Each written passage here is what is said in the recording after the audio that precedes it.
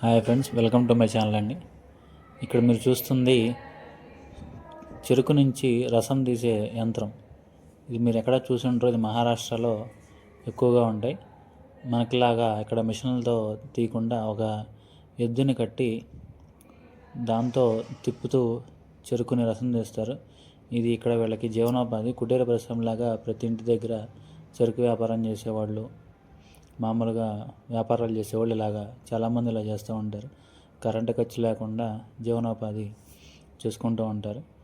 ఇవి చాలా చోట్ల కనబడుతూ ఉంటాయి. మహారాష్ట్ర షిరిడి నుంచి శనిసింగనాపూర్ దారిలో మాకు కనపడింది. ఇది చాలా వింతగా ఉంటుంది. వాళ్ళ జీవనోపాధి చాలా విచిత్రంగా సాదాసీదాగా ఉంటుంది. చూడండి, వీలుంటే మీరు కూడా వెళ్ళినప్పుడు ఇలాంటి బండి దగ్గర ఇలా చోట ఆగి చెరుకు రసం తాగి వాళ్ళకి ఎంతో కొంత ప్రోత్సాహం చేసినట్టుగా ఉంటుంది. చూడండి, చాలా బాగుంటుంది ఈ యంత్రం.